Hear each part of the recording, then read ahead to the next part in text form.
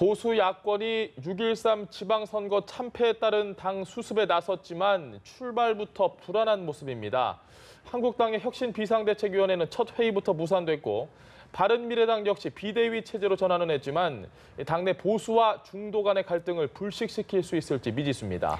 네, 이런 가운데 잠시 후에 김성태 한국당 대표 권한대행 겸 원내대표가 한국당 수습 방안을 발표할 예정인데요.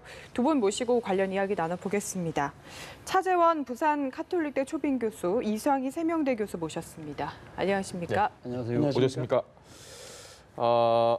난항을 겪고 있는 속에 또 혼란은 가중되고 여기에 내탁 공방까지 겹치면서 지금 한국당이 그야말로 글쎄요, 표현하기도 좀 어렵습니다. 마비 상태에 아주 뭐라고 저희가 표현을 해야 될까요? 어떻게 보십니까? 말 그대로 지금 보이는 그 자체로 우왕좌왕, 갈팡질팡의 모습 아니겠습니까? 네. 사실 모든 사람들은, 대다수의 사람들은 아마 이번 지방선거에서 자유한국당의 패배를 다 예측했음에도 불구하고 당시 그 당대표는 9개 강력단체도 이길 수 있다고 네. 이야기할 정도로 상당히 자신들만 이 패배를 잘 모르는 것처럼 행동했던 것 같아요. 그래서 아마 이 닥쳐올 이런 패배 후의 여러 가지 후폭풍에 대해서 마음의 준비 자체가 제대로 안 됐던 것 같아요. 물론 지난 금요일이죠. 지난 네. 금요일 날 지금 그 당 소속 의원들 상당수가 또 이 비상의원총회도 하고 그러고 끝나고 난 뒤에 국회로 오텐다고 그래 무릎 꿇고 국민들한테 네. 사죄하는 모습을 보였습니다만은 과연 그것이 진정한 사과냐, 사죄냐, 반성이냐 거기에 대해서는 많은 사람들이 고개를 갸꾸린다는 것이죠. 네. 일종의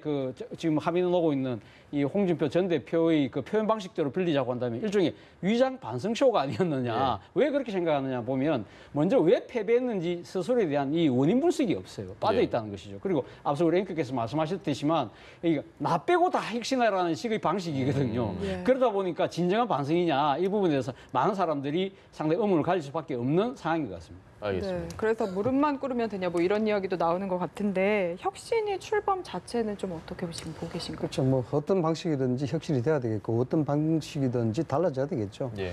보수 정당에 투표하지 않았다 해서 보수의 가치가 없어졌느냐 이런 물음부터 해봐야 될 것 같아요. 대한민국 어떤 형태든지 건국이 보수의 가치로서 예. 발전을 해왔고 그 반성이 있었던 건 사실입니다. 그러나 지금 보수가 괴물이라고 이야기할 만큼 보수층들로부터 또 국민들로부터 외면을 받았다는 것은 자명한 사실이죠. 뭐 때문에 그래야 되느냐. 방금 다 지적하셨습니다만 반성이 잘못됐다. 예. 그리고 미래에 대한 가치를 제시하지 못했다. 이전 투기에 시달렸다. 이런 문제 아니겠습니까? 그렇습니다. 습관에도 흔들리고 대들보도 다 흔들렸는데 무슨 할 말들이 그렇게 많아서 아직까지 그렇게 니탄 내탁 공방을 벌인지 모르겠습니다만은 어떤 형태든지 대한민국의 세력가 날기 위해서는 보수 혁신이 양날개가 건재해야 되는 건 사실입니다. 예. 그런 측면에서 이제 달라져야 되겠죠. 세 가지 방식 아니겠습니까?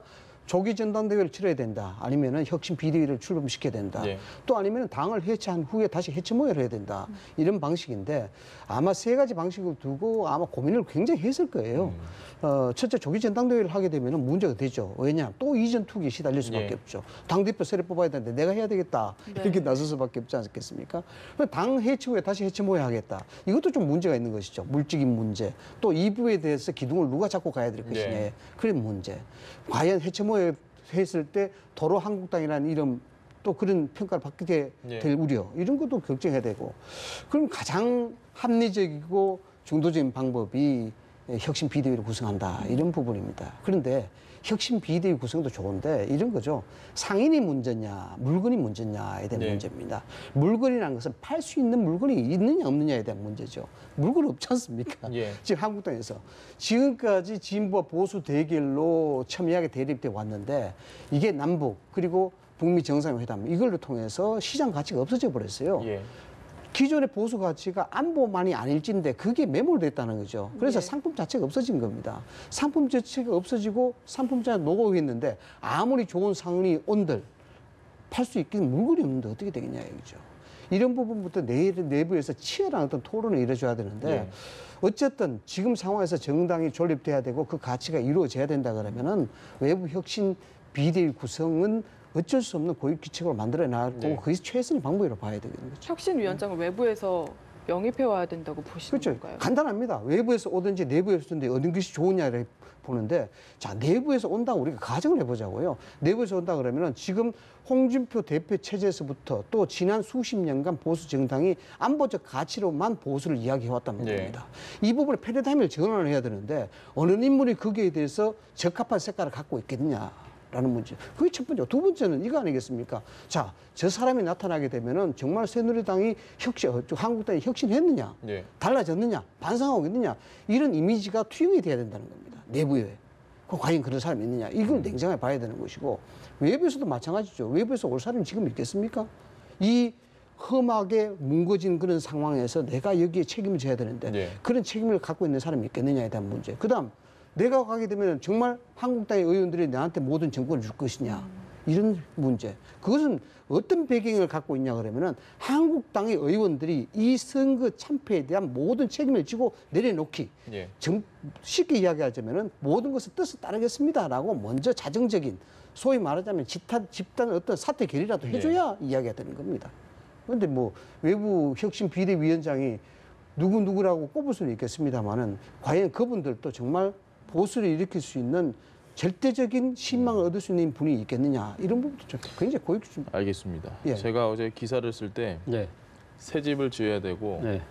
새 집을 짓기 위한 목수가 필요한데 새 집을 지을 자재도 없고 목수도 없고 뭐 이런 식의 이야기를 좀 풀어나간 적이 있는데 자재 목수보다 더 중요한 건 지금 새 집을 지어야 되겠다는 의지가 있느냐.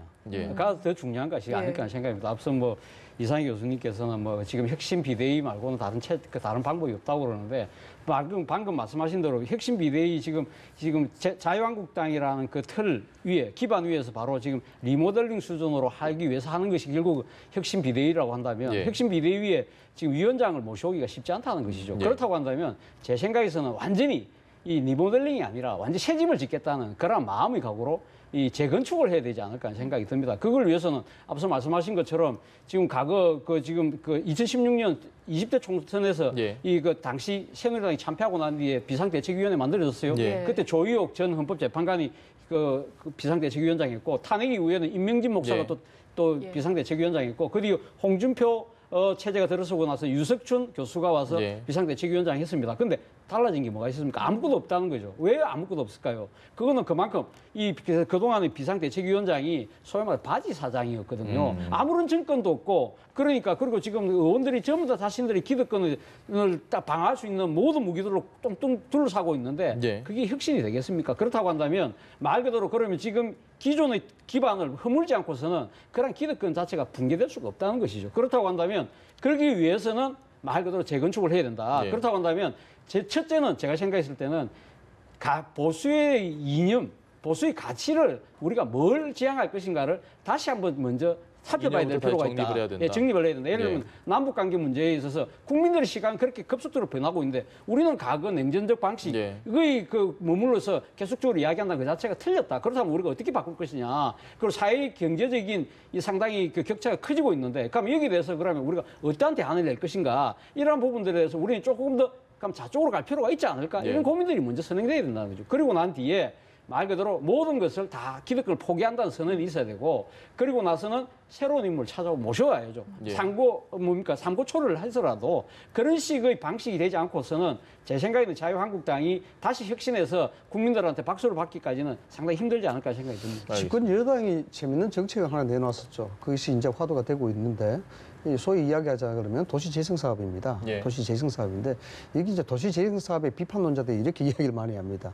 뭐 담장에 해바라기 그린 데서 본질이 나아지겠네, 이런 예. 비판이죠. 이런 비판인데, 그 중에서도 가장 이제 의미 있게 다가서는 것이 소위 이야기하는 젠트리피케이션입니다. 네. 그 세입자가 그 가치를 높여놓으니까 건물주가 거의 자제하더라. 예. 이게 정치적 젠트리피케이션도 있는 겁니다. 외부 혁신위원장이 왔다라고 한다 그러면은 정말 죽을 힘을 다해서 만들어 놨는데, 예를 들어서 뭐 그것을 온전히 내 것이다라고 다시 주장한다 그러면은 네. 이 외부 혁신에 대한 효과가 없어지는 것이거든요. 지금 방금 지적하셨던 부분들이 일종의 정치적 젠트리피케이션이 그동안 한국당에 있어 왔다는 겁니다. 외부 혁신위원장이 왔으나 사실상 뭐 춤만 추고 뭐 다른 것은 내부에 있는 그런 중진 인사들이라든가 기득권들이 다 먹더라라는 왕서방이 다 챙기는 그런 형태가 되는 것이죠. 이게 이런 겁니다. 우리가 상추쌈을 먹는다고 봤을 때 손바닥에 된장을 놓고 상추쌈 올리는 것은 이상하지 않습니까? 상추 위에 된장을 올려야 되는 것이죠. 예. 방금 이야기하셨던 부분들이 이겁니다. 상추쌈을 먹더라도 제대로 먹자 이런 얘기예요. 뭐냐 그러면은 지금까지 우리가 진보 진영을 보수 진영이 원사이드에 이긴 적이 예. 몇 번 있었습니다만 그중에서 기억나는 부분이 2000년대 중반기 초반기입니다. 예. 뭐냐 그러면은 기억을 되짚어 보시면 아시겠습니다만 그때 당시에는 소위 이야기하는 어젠다를 선점을 했습니다. 진보 진영이 가질 수 있는 어젠다죠. 예. 그게 뭐냐 통일에 대한 부분, 노동에 대한 부분, 복지에 대한 부분 이런 부분들을 보수 진영이 먼저 선점을 했어요. 그렇기 때문에 그것이 2007년도 대선으로 이어져 가지고 대선을 승리할 수 있는 기본적인 동력이 된 것이 사실입니다. 예. 그럼 지금은 그에 대한 어젠다가 남아있느냐에 대한 문제, 이 굉장히 힘든 문제거든요. 그래서 아까도 말씀드렸습니다만 너무나 냉전적인 사고, 그리고 안보적인 보수적인 생각, 예. 이런 노후된 메시지를 계속 반복을 하다 보니까 이게 문제가 있었다는 것이죠. 그 상추쌈을 제대로 드셔야 된다는 것은 뭐냐 그러면은 이 부분에 대해서 빼지린 반성부터 있어야 된다는 네. 겁니다. 지금 바로 지방선거 참패하고 난 다음에 파열이 바로 일어났어요. 어떤 부분은 30%의 아직 지지층이 남았는데 여기서 뭐 죽는다는 얘기는 너무하지 않느냐 이런 얘기부터 시작해서 그 다음에 초선들은 중진들 나가라부터 이야기. 이런 부분이 서도가 안 맞는다는 것이죠. 회초리를 때렸는데 빙긋빙긋 웃고 있는 동작하고 똑같다는 겁니다. 이게 잘못됐다는 거죠. 외부 혁신위원장에 대한 결의를 하기 전에 여기에 대해서 정말 저 사람들이 많은 위기감을 느끼고 있고 많은 반성을 하고 있구나는 그 하다못해 쇼잉이라도 나와줘야 되는데 단지 치열한 토론? 뭐 치열한 토론이 별로 없었어요. 치열한 반성에 대한 현수막 한 장 걸고 그냥 꿇어앉았을 뿐이에요. 이것이 냉소적인 웃음을 갖게 하는 또 잘못된 어떤 행동을 비춰진 거란 말이죠. 그래서 저는 여기에 대해서 정말 우리가 다 내려놓겠다는 그런 상징적인 어떤 그런 태도의 변화부터 먼저 나와줘야 되지 않느냐라는 그런 생각입니다. 그래서 지금 얘기가 되는 것 중에 하나가 뭐 중진 의원들의 총선 불출마 선언 뭐 이런 게 아닐까 싶은데요. 그 중에 하나가 뭐 김무성 의원 정도, 윤상직 의원 이 정도거든요. 김무성 지금. 의원이 그 총선 불출마하겠다는 이야기는 어제 오늘 이야기는 아닙니다. 지난번 그 2000년 총선에서 상당히 선거 결과 안 좋고 난 뒤에 본인이 그 이야기 공식적으로 여러 번 했죠. 그러니까 다시는 선출직에 도전하지 않겠다는 이야기를 했기 때문에 새로운 뭐 이야기는 아닙니다만 그러나 지금 당이 참패한 상황에서 전 대표였던 김무성 의원의 이 발언 한마디가 상당히 갖고 올 수 있는 여러 가지 영향력은 있죠. 바로 그래서 비상의원총회가 끝나고 난 뒤에 초선인 윤상직 의원도 총선 불출마 선언을 했다고 하거든요. 입장을 표명했다고 하거든요. 아직 공식적으로 이야기하지는 않았습니다만.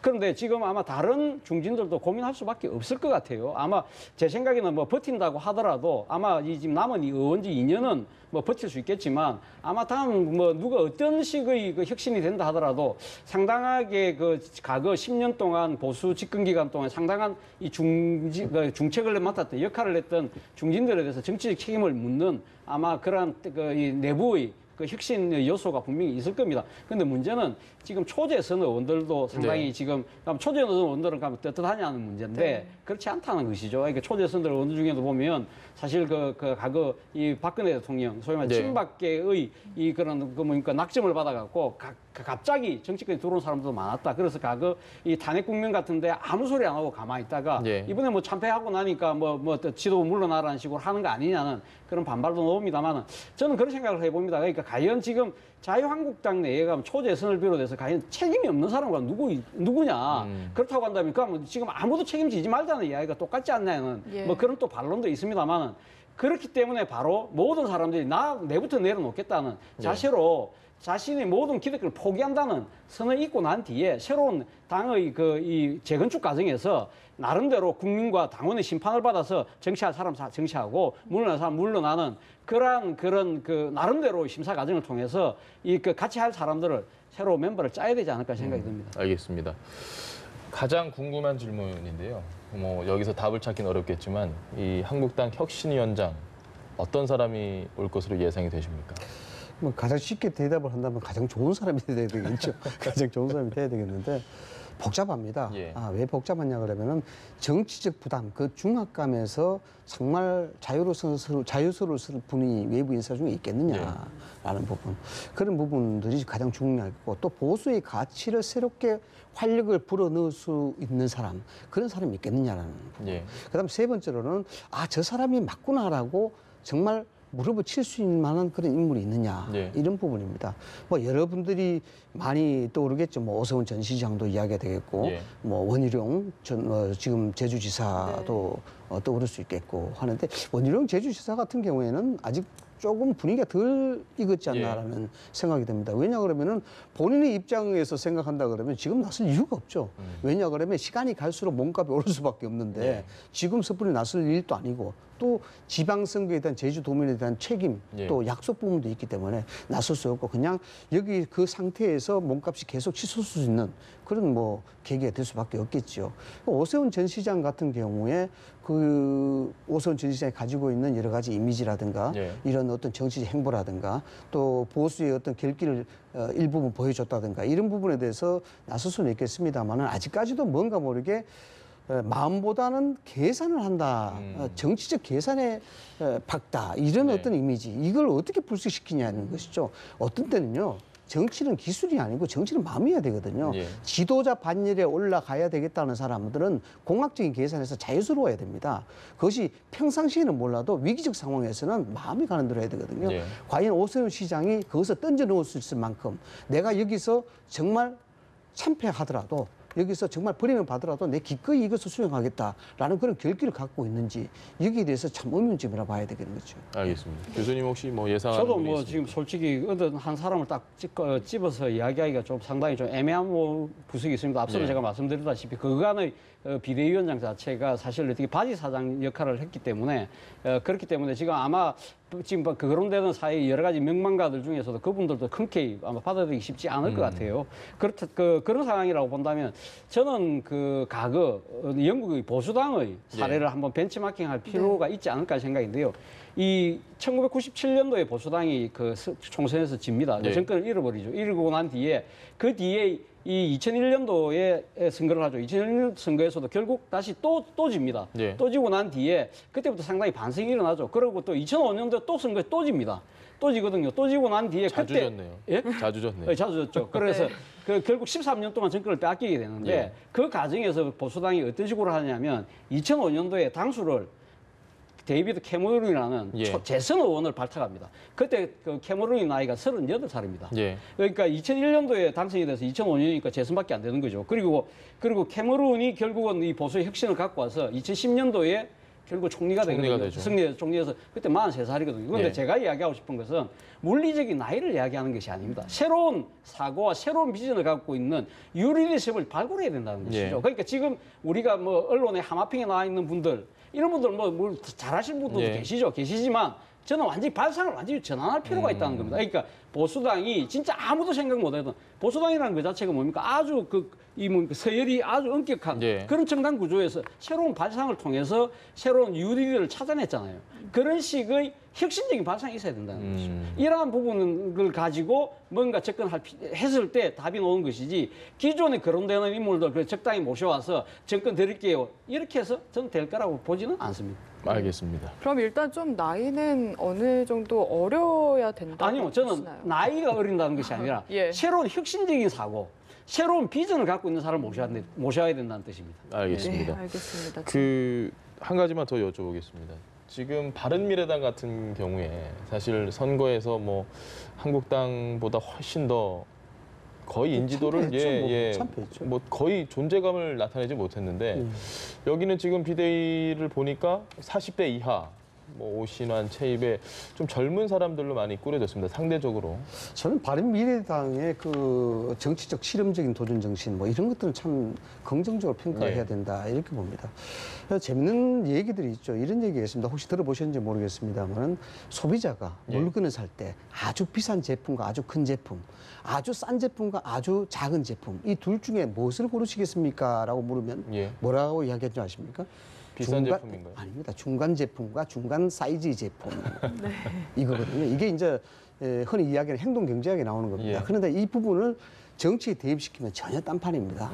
A 후보가 싫어서 B 후보를 찍는다고 본다 그러면은 그 B 후보를 찍겠다고 생각하는 사람 유권자의 행동 행태는 A 후보의 행동 양태에 영향을 받는 것이 아니고 B 후보가 어떻게 하느냐에 따른 것이죠. 예, 그래서 투표의 가장 결정적인 요인은 뭐냐 그러면은 자기의 유권자를 투표장으로 끌어들이는 게 가장 목적입니다. 근데 바른당 같은 경우에 왜 정치 실험적인 도전만 있을 뿐이다라고 제가 말씀을 드리냐 그러면은 우리나라 소선구제가 힘들다는 겁니다. 이게 결국 극단의 정치로 갈 수밖에 없는 정치적 구조를 가지고 있기 때문에 이게 실험 정신이 그 도전 정신은 참 놀라울 정도로 뭐 박수를 받아야 될 것이지만은 실제적으로 현실 정치에서는 감당하기 힘든 부분이다라고 봐야 되고 그다음에 이런 거죠. 중요한 것은 바른미래당이 그러면은 앞으로 어떻게 될 것이냐. 저는 굉장히 힘들다고 봅니다.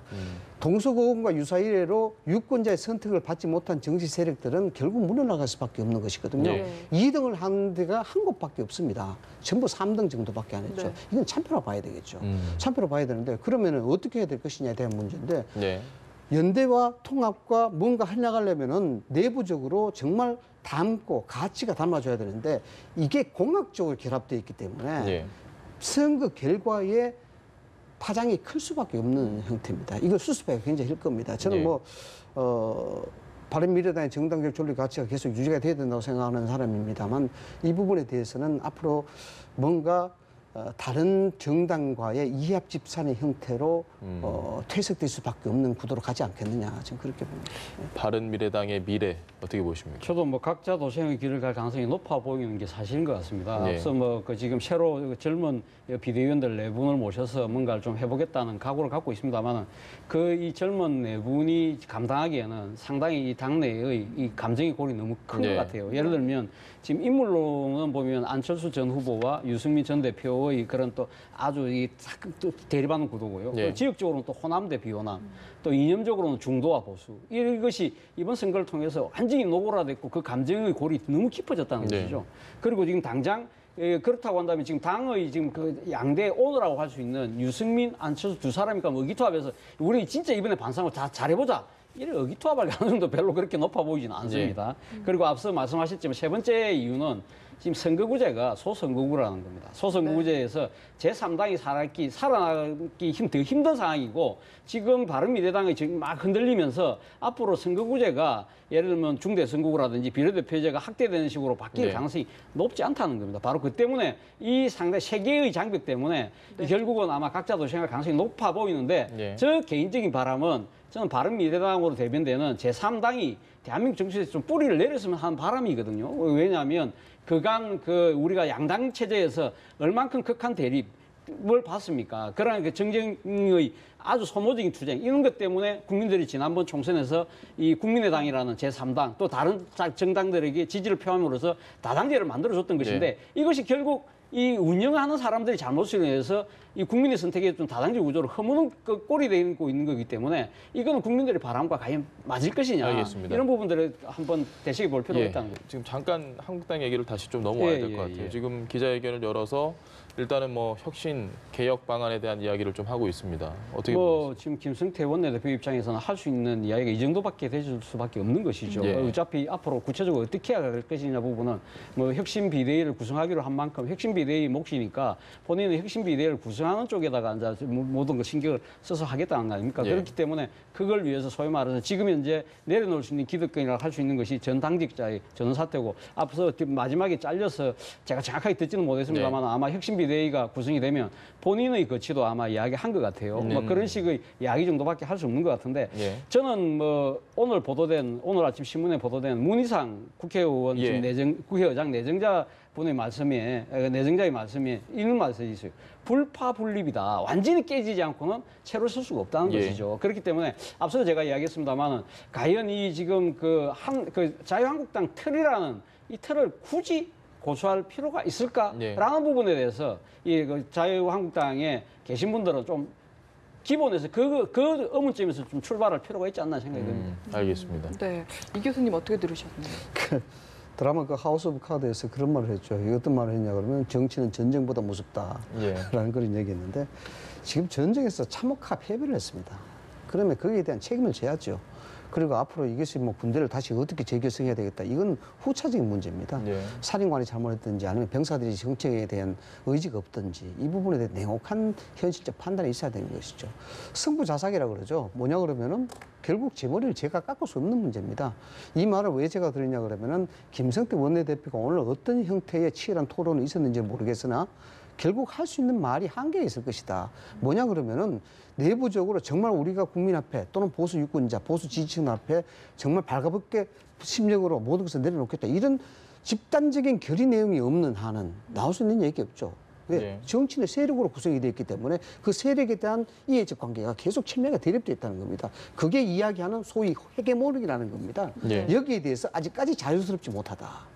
지금 어떤 세력에서는 자 지금 여기서 밀리면 우리는 끝장날 수가 있다. 밀리면 안 된다라는 계산을 할 수 있을 것이고 예. 다른 한쪽에서는 지금 이 상황에서 밀어붙여야만이 우리가 헤게모니를 질 수 있다. 이런 기재의 계산이 기재에 아직까지 깔려 있다는 겁니다. 왜? 지금까지 나오는 김성태 대표의 발언 자체가 그걸 그대로 이야기하는 거예요. 네. 합리성에 기반해서 하겠다라는 부분이고 그리고 당주자 전원 사퇴 이거는 선거에 참패하면 기본적으로 해야 되는 네. 부분이에요. 네. 그다음에 혁신 비대위 구성한 TF 구성하겠다.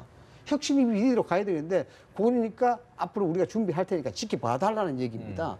그래서 여기에 대해서 어떤 감동과 어떤 드라마가 있느냐 반문해보자. 어떤 드라마가 있느냐. 지금 보수에 대한 지지층들은 감동과 반성의 눈물을 기대하는 겁니다. 여기에 대한 TF 구성하겠다 이런 얘기로 계속해서 이끌고 나가면 저는 한국당이 굉장히 외면받을 수밖에 없다. 그런 생각이 듭니다. 알겠습니다.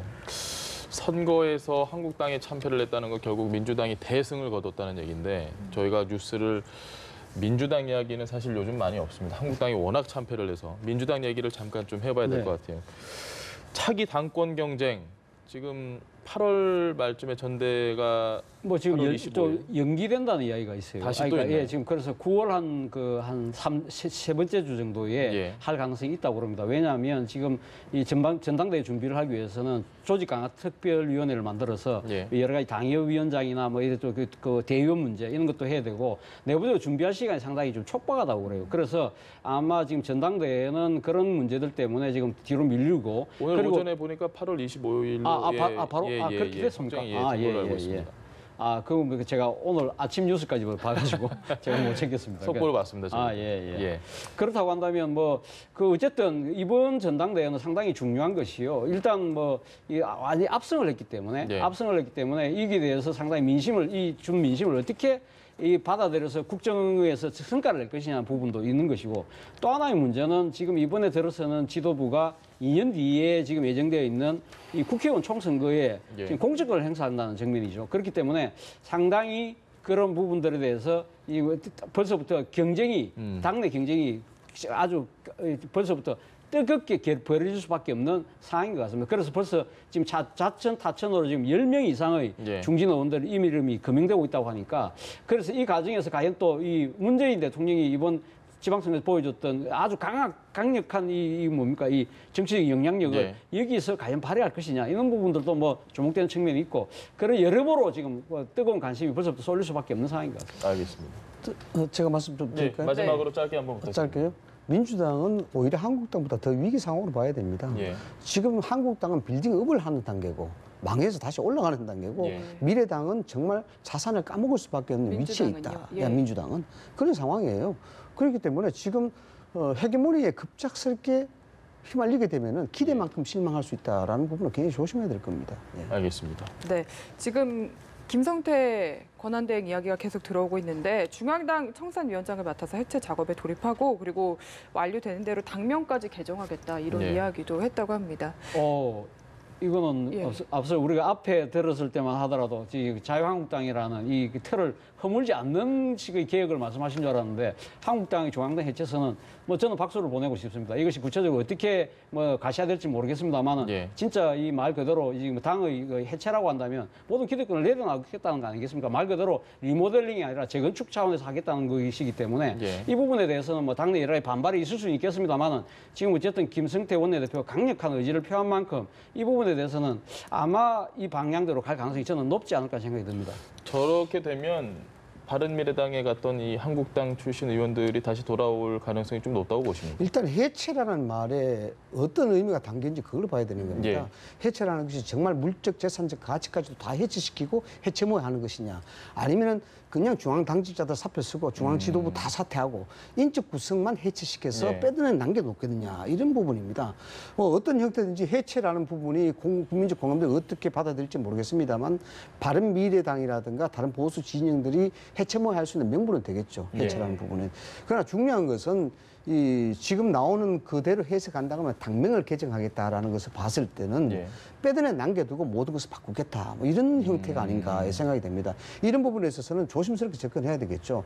과연 이 부분에 대한 총대를 김성태 위원장이 어떻게 잘 현명하게 이끌어 나갈 수 있는, 이게 가장 큰 문제고, 또 여기에 대해서 범보수 진영을 아우를 수 있는 합의점을 어떻게 또 만들어낼 것인가, 이것도 치열하게 좀 계산해봐야 될 문제인데, 그래서 해체에 대한 의미를 좀 자세하게 파악하고 난 다음에 이건 진단을 해야 될 문제가 아닙니다. 나오면 다시 이야기를 좀 해보는 걸로. 그러네. 보니까 한국당 지금 그 해체가 아니라 중앙당 해체라는 걸 지금 중앙당이라는 말을 표현 쓰는 거 보니까 지금 각 지금 지역에 있는 뭐 지구당이라든지, 지금 지구당은 없습니다만 각 시도에 다 당의 재산들이 있잖아요. 뭐 그런 부분들하고 약간 좀 조금 분리해서 지금 생각하시는 것 같은데 모르겠습니다. 지금 저것이 정확한 의미는 뭔지 모르겠지만 과연 그것이 만약에 이게 자칫 하나 이게 여러 가지 새로운 재건축을 위한 새로운 출발이 아니라 뭔가 꼼수처럼 보인다고 한다면 오히려 역풍이 불 수 있기 때문에 그 진정성을 어떻게 국민들에게 설득할 것이냐, 그것도 하나의 과제인 것 같습니다. 알겠습니다. 구체적인 내용이 확인되는 대로 저희가 다시 또 모시고 이야기 나누겠습니다. 지금까지 차재원 부산가톨릭대 초빙교수, 이상희 세명대 교수와 함께했습니다.